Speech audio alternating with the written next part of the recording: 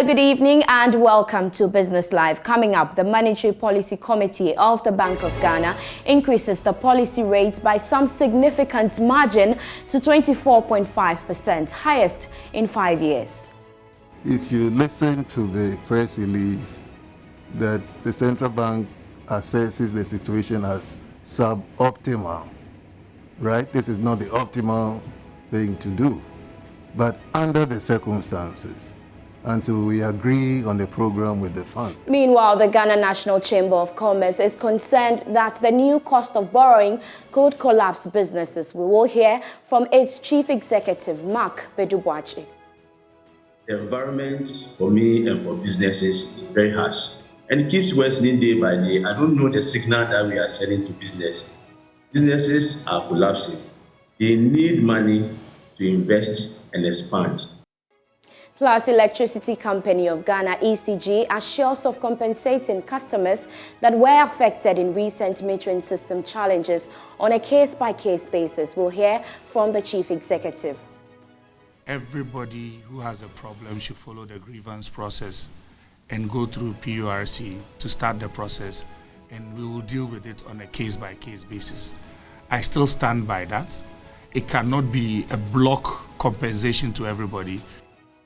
My name is Beverly Broohm. Do stay with us. Hello and welcome. Tonight, Governor of the Bank of Ghana, Dr. Ernest Addison, has justified the significant increase in the policy rate, insisting it was needed to deal with inflation rate threat to the economy. The governor said this at a news conference to announce a review of its key lending rate to 24.5%. George Riafe has the rest of the story. The governor of the Bank of Ghana, Dr. Ernest Addison, noted that with the current threats to the economy, the committee was left with no other option than to increase the rate by this significant margin. If you listen to the press release that the central bank assesses the situation as suboptimal, right? This is not the optimal thing to do. But under the circumstances, until we agree on the program with the fund, right? We have to contain the situation.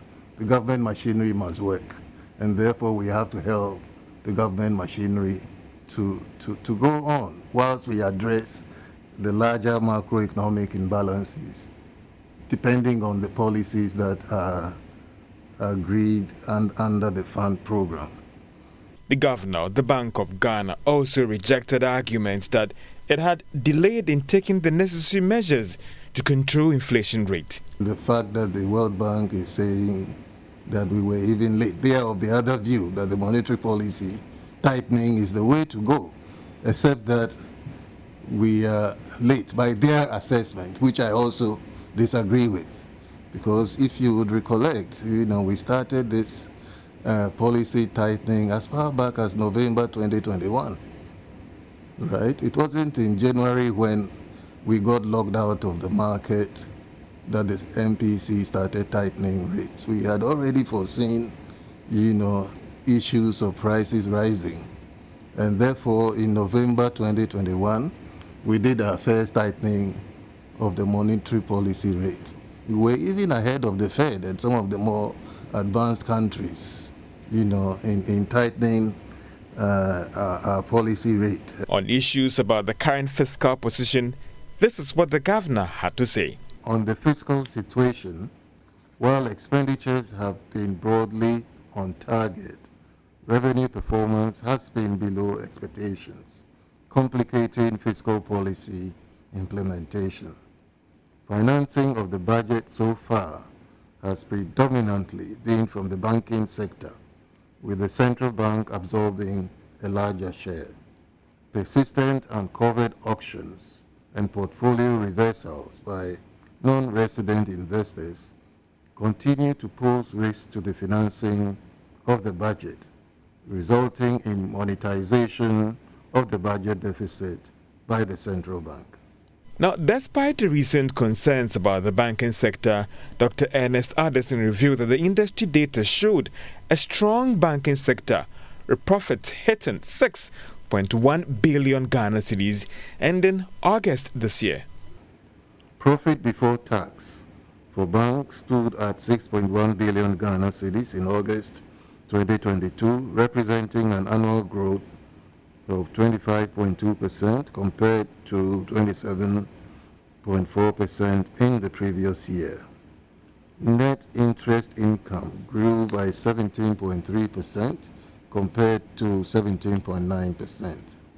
Net fees and commissions also increased by 26.9% to 2.3 billion Ghana cedis, compared with 21% growth in the previous year, reflecting the rebound in credit growth, as well as an increase in trade finance-related business. The governor also disclosed the stock of gross international reserves declined to 6.6 billion Ghana cedis, equivalent to 2 months of import cover for goods and services ending September this year. Meanwhile, the 24.5% rate hike is the highest in 5 years. The last time we witnessed such rate hike was in May 2017. Meanwhile, the business community has been reacting to this new cost of borrowing. Chief Executive of the Ghana National Chamber of Commerce, Mark Bedu-Aboagye, said the 24.5% increase could collapse businesses. Now, those who have facilities with the banks and the facility is on a variable interest rate, definitely there's going to be an increase in interest rate. And those who will be going for new facilities also be prepared to pay more. Eventually, we are increasing the cost of production and the cost of doing business. Putting together all the challenges that businesses are facing, the fact that inflation is high, 33.9%, the fact that the cedi has depreciated, as Macaulay said, by 40% over the period, the fact that fuel prices keeps increasing, all this put together affects the cost of doing business. The environment for me and for businesses is very harsh, and it keeps worsening day by day. I don't know the signal that we are sending to business. Businesses are collapsing. They need money to invest and expand. The money virtually comes from the banking sector because the capital market is close to the SMEs that constitute about 90% of businesses in Ghana. They can't go to a capital market. Definitely have to go to the banking sector for facility, and interest rate keeps increasing. Now, within even the sub-region, Ghana's interest rate is about the highest, and even in the world, we are among the highest. So I don't know what we are doing to businesses. We are in a way saying that businesses should collapse, and a lot of businesses are collapsing, and those who are not collapsing are also producing, operating suboptimally, low the capacity that they can produce. So we are actually not expecting an increase in policy rates. At least we were expecting that it should be maintained, and other policies, complementary policies that have been looked at to work on inflation, like the fiscal policy. The inflation that we have now, there is an element of monetary policy which we agree, but there's a huge element of other areas of fiscal policy, a huge element of imported inflation that we have to look at. Where is the complementarity between the fiscal and monetary policy? Always there is an increase in monetary policy. What is the fiscal sector doing? Well, let's hear next from a partner at Deloitte Ghana, Yao Latte. As we speak, the depreciation in the first half of the year is approximately 40%. So the currency in the first half, or let's say up to 9 months to when we are speaking, has depreciated by 40%. So you can imagine the impact on value of people's investments.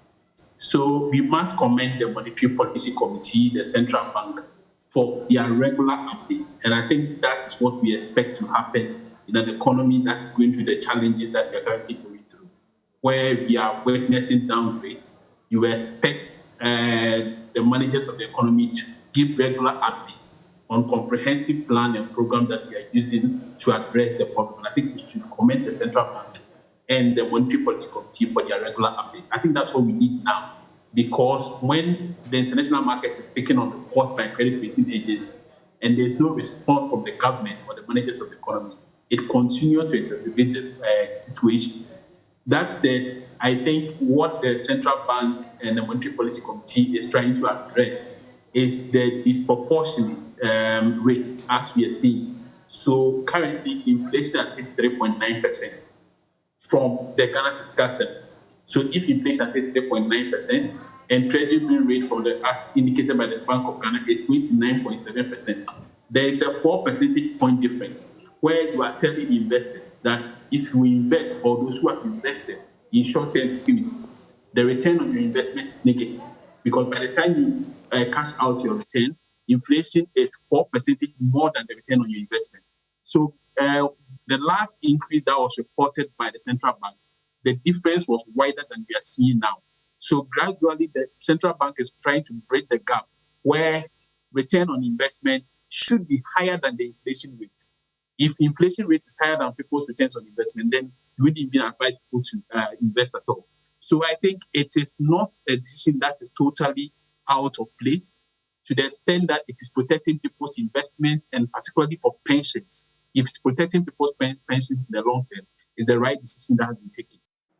Now, the Finance Minister, Ken Ofori-Atta, is optimistic the country will get approval from the International Monetary Fund for an economic program before the end of the year.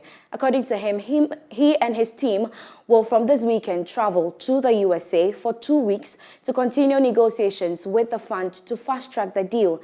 He was speaking to the media after paying a visit to the Long Room at the Tema Port in the Greater Accra region. We are in the middle of our IMF discussions and negotiations, and a huge part of the discussions also includes revenue. And ports, customs, of course, are a significant part of that. But I think we are doing well. I looked at September, and it looks like we exceeded the targets. So that's very comforting, and it's important that we continue with that momentum. So we pray that we will have candid discussions and see how we can encourage you to do even better. We did not get all of the revenues that we wanted from other parts, such as e-levy, but it seems customs is stepping up to the plate, and that will be very helpful for the nation. So I'm looking forward to talking to all the people of customs, encouraging them and letting them know their important role in this quest for national development. You're still watching Business Live with me, Beverly Broohm. Now, still to come, Electricity Company of Ghana, ECG, assures of compensating customers that were affected in recent metering system challenges on a case-by-case basis. We'll hear from the Chief Executive. Everybody who has a problem should follow the grievance process and go through PURC to start the process, and we will deal with it on a case-by-case basis. I still stand by that. It cannot be a block compensation to everybody.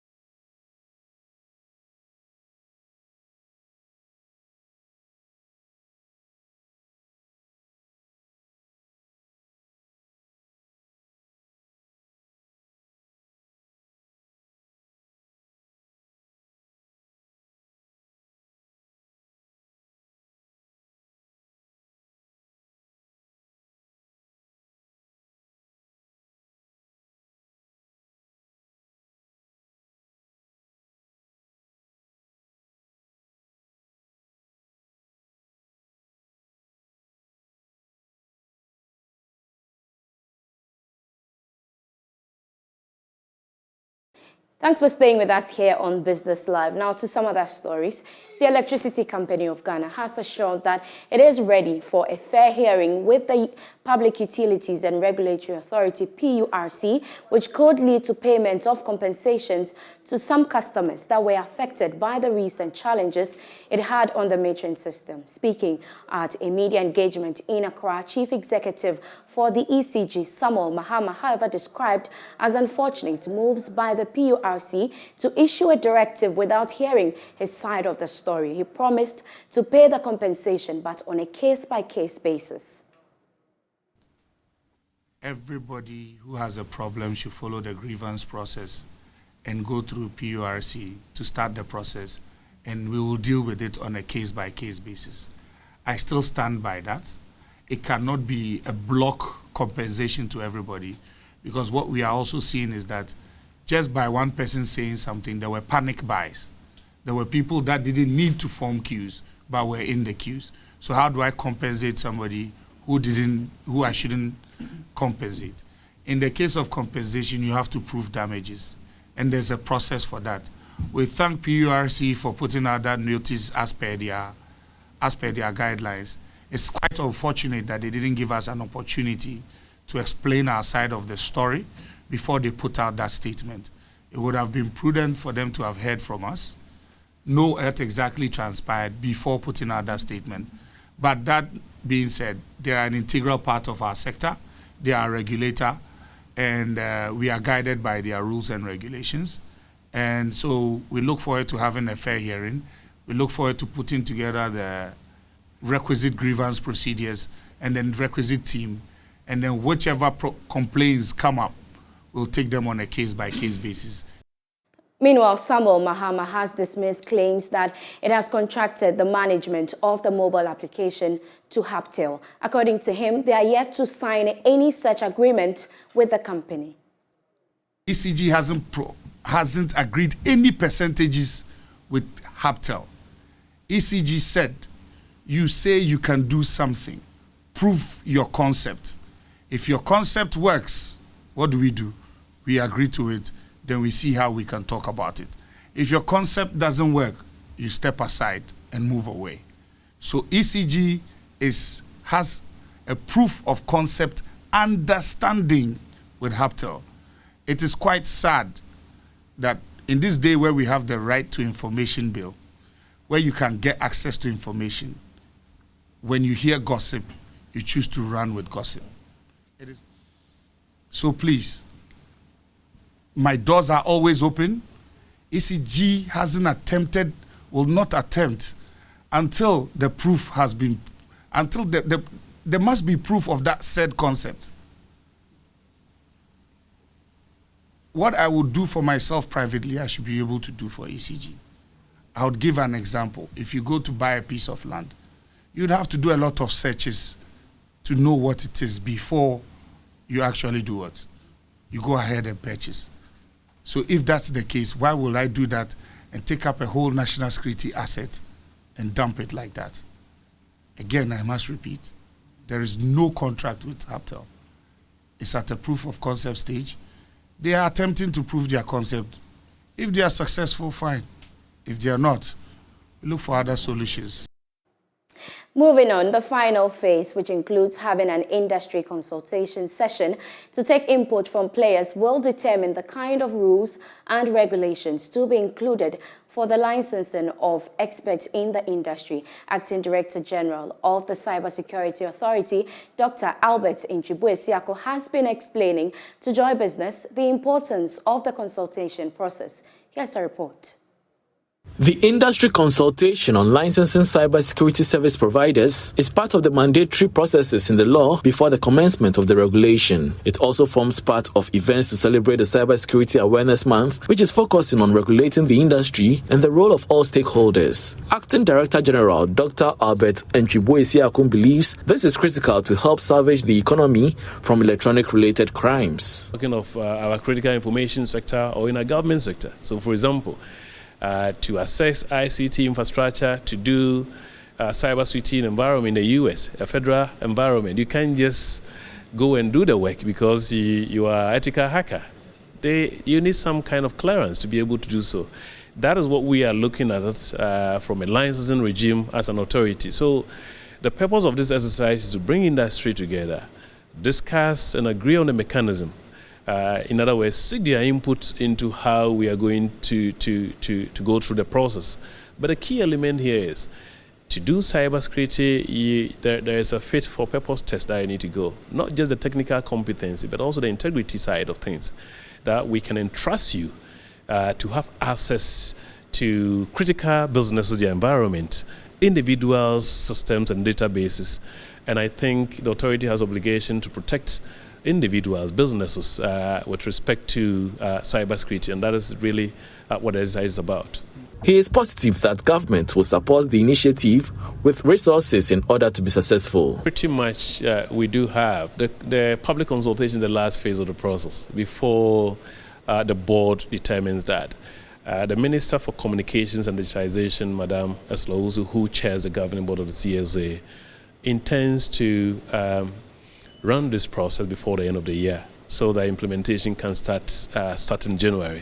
Therefore, once we finish the public consultations, it will go to the board, and we got about 3 months, which is quite a flexible time frame for us to be able to complete the process. Stakeholders were drawn from the financial sector, academia and security sectors for the consultation process. Well, the Ghana Revenue Authority, GRA, is in the process of developing an online platform for the purposes of auctioning vehicles and goods at the Tema Port. The initiative, known as the e-auction, will eliminate corruption associated with auctioning of goods at the port. Speaking at a ceremony to launch the GRA Service Charter, Commissioner General of the GRA, Reverend Amisha Deo-Buswamwa, disclosed that prospective vehicle buyers will go online to make their purchases without appearing physically by the end of this month.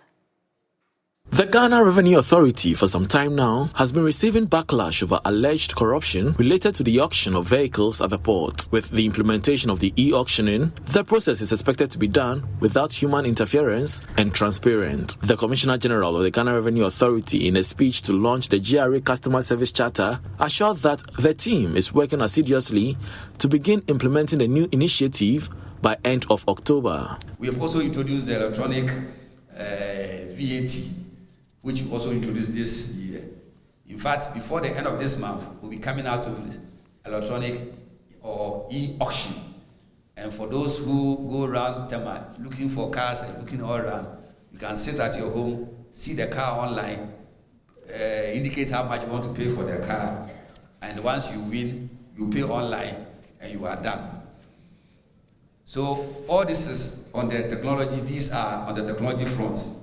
But this will not succeed if we, the people in the organization, do not promise and commit to the promise. The revised GRA Service Charter aims at improving customer service relation between the GRA and taxpayers. Board Chairman of GRA, Dr. Otinjesi, highlighted the need for the country to increase its tax to GDP ratio, a situation he believes can be achieved through quality customer services. Tax to GDP ratio, which we can compare amongst our peer countries. Our charter is only a statement of intentions. And we don't want it to be a statement of intentions. We want to realize what it really means by making Ghana amongst the top tax-paying nations, at least in West Africa, where we are. And I'm sure that I can count on my staff. I'm sure that my private sector colleagues are as interested in the development of our nation as everybody else. So help us to not put the burden on the few, but on everybody. Be transparent with us. We will be transparent with you. Ghana is one of the countries with low tax to GDP ratio among its peers on the continent. And that's how we wrap up Business Live tonight. Thank you so much for your company. But for more business news, you can log on to myjoyonline.com/business. My name is Beverly Broohm. Enjoy the rest of our programs.